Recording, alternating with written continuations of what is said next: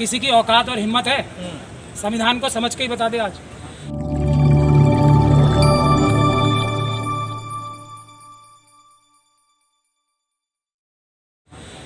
बाबा साहब ने कितना सिंपली, यही बाबा साहब की खूबी है, कितनी सिंपल रखा है इसको, और हर एक सेक्शन के पीछे, हर एक धारा के पीछे देश की रक्षा करने के लिए, देश को एकत्र रखने के लिए कितना बड़ा उनका मकसद था।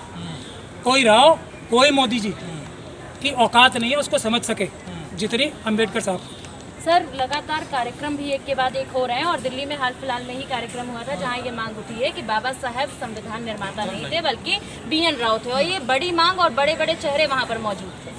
सब के सब मनुवादी हैं, और मनुवादी मानसिकता के लोग बेईमान होते हैं। आज से नहीं, अशोक सम्राट के टाइम से है। कोई पहली बार है?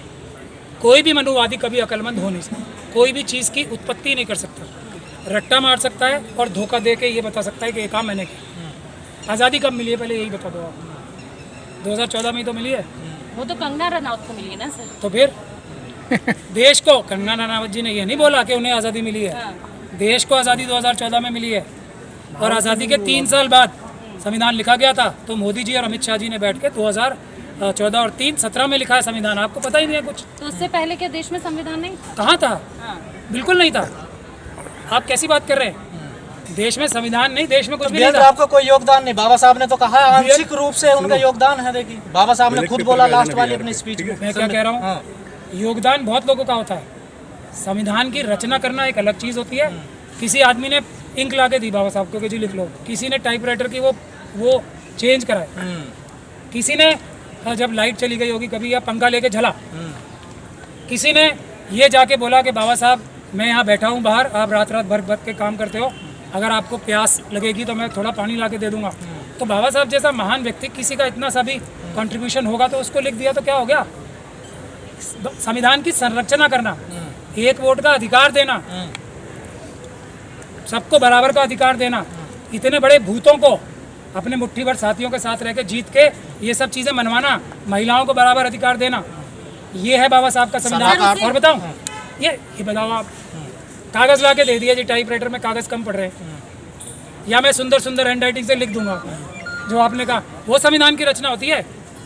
ये सब हमें गुस्सा दिलाने की बातें हैं। पर ऑफिशियली सलाहकार तो थे ना वो संविधान समिति के। बाबा साहब को सलाह लेने की किसी से आवश्यकता पड़ रही थी? ये सब बेवकूफ़ी की बातें हैं ना। अब मोदी जी को नॉन बायोलॉजिकल बताना ही है। अभी मनुवाद की देखो, मोदी जी सबसे बड़ा एग्जाम्पल हैं जो ये हरकत कर रहे हैं ना बाबा साहब के साथ। मोदी जी को कुछ नहीं आता, किसी टॉपिक के बारे में कुछ भी नहीं आता, सिर्फ पैसे जो अपने मित्रों को चुरवाने और मेकअप वेकअप भी दूसरे लोगों से करा के कैमरा के एंगल में लगवा के फोटो खिंचवाने, इसके अलावा ना कुछ नहीं आता। सर ग्वालियर से वो लोग आके आपके यहीं दिल्ली में बोल के गए बाबा साहब को, आप शब्द बोले उन लोगों ने। मैं बता रहा हूँ ना, सुन लीजिए, एग्जाम्पल देके बता रहा हूँ।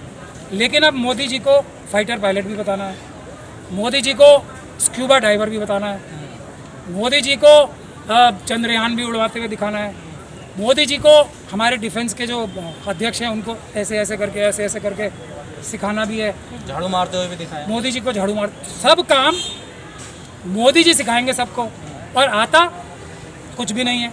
यही BN राव और अम्बेडकर साहब। BN राव के बारे में क्या विचार है? मोदी जी जो वही BN राव, कुछ नहीं किया उन्होंने, कुछ नहीं किया। वो तो नौकरी करते थे, ISIS थे। देखिए फिर वही बात, आप बात नहीं समझ पा रहे हैं।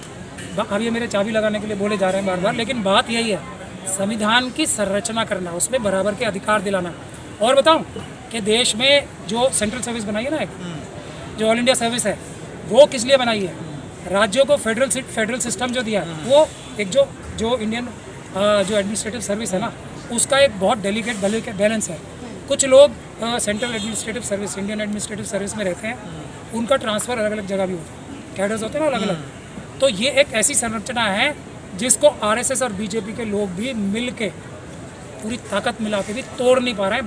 भारत की एकता और अखंडता जो है ना, सिर्फ बाबा साहब के संविधान में जो पॉइंट्स जिस तरीके से लिखे हुए हैं, देश कैसे चलेगा, उसकी वजह से बचे हुए हैं। ये सोच BN राव साहब के पास। और अब सर, तो बैलेट पेपर से चुनाव करा पाएंगे क्या? 100% बाबा साहब ने एक वोट का अधिकार दिला दिया ना, वो हम समाज जाने देंगे। एकत्रित हो रहा है क्या इस लड़ाई में? बिल्कुल हो रहा है, लेकिन संगठित करने के लिए देखिए भीतर घात होता है, वो नॉर्मल सी बात है, हम उसके लिए तैयार हैं। भीतरघात हो रहा है, हर तरफ हो रहा है, लेकिन फिर भी हम ज़मीन में गाड़ दिए गए। जयराम रमेश जी की पिटीशन का सबसे बड़ा धक्का था ये, सारे जितने लोग कह रहे हैं ना छोड़ के चले गए, चले गए, फिर भी हम ज़मीन फाड़ के बाहर आए ना दोबारा। अब जो पहले दिन हम थे उससे डबल लोग आज हैं, और अब मैंने चुना भी ऐसा दिन था जब सबकी हालत ऐसी है। अब ये लोग टूट जाएंगे क्या? ये सैकड़ों लोग जो आज आए थे ये टूट जाएंगे। अब जो कुंदन है ना वो बचेगा आग में तप के, वो लोग आगे बढ़ेंगे। लड़ाई अगला बीजेपी कदम से है, क्या होगा आपकी सर जयराम आपका? रमेश से है। नहीं, हर वो व्यक्ति जो आरएसएस और बीजेपी के साथ है, और बिहार में चुनाव ऐसे होने लोगों वाले से जो आरएसएस और बीजेपी के साथ हैं और हमारे रैंक्स में खड़े दिखते हैं, उनसे भी उतनी लड़ाई है जितना सामने वाले दुश्मन से, बल्कि पीछे खड़े हुए दुश्मन जो होते हैं ना वो ज़्यादा नुकसान कर सकते हैं। तो जयराम रमेश मिश्रा जी जो बसपा में है, ऐसे लोगों से, और ये चक्रवर्ती साहब और हैं, ऐसे लोगों से लड़ाई जो है हमारी ज़्यादा है, ज़्यादा कड़ी भी है। तो जैसे जैसे हम इन लोगों को हराएंगे वैसे वैसे अपोजिशन पार्टी के लोग हमारे पास आते जाएंगे। सर बिहार में चुनाव है, ऐसे में आप लोगों का अगला कदम क्या होगा और ये लड़ाई को कैसे अग्रसर रखेंगे? जा रहे हैं 27 को पटना में प्रेस कॉन्फ्रेंस है, और उसके बाद बिहार की हर डिस्ट्रिक्ट में आंदोलन है। अब तेजस्वी यादव साहब को सबसे आसान तरीका है चीफ मिनिस्टर बनने का, बनना चाहते हैं तो आएँ, अगर मेहनती रास्ता करना है तो करते रहें। केजरीवाल साहब ने भी ट्राई किया है, उधर महाराष्ट्र में भी ट्राई किया है, और हुड्डा जी ने भी ट्राई कर लिया। क्या आप लोगों का ये जो धरना है इसका मंच जो है वो विपक्ष के नेताओं के लिए भी एकत्रित होने के लिए खुला हुआ है? हर वो व्यक्ति जो बाबा साहब डॉक्टर भीमराव अंबेडकर की संविधान की रक्षा करना चाहता है वो आए, हमें लीड करे, हम लोग फ़ौरन पीछे हो जाएंगे। हाँ, पुलिस की गोली चलेगी, लाठी चलेगी, तब हम थोड़े टाइम के लिए आगे रहेंगे। जैसे ही पुलिस को हम संविधान के रास्ते पे चलने के लिए मजबूर करेंगे, हम फिर पीछे हो जाएंगे। ये मेरा पहले दिन से स्टेटमेंट है, आज भी है, हमेशा रहेगा।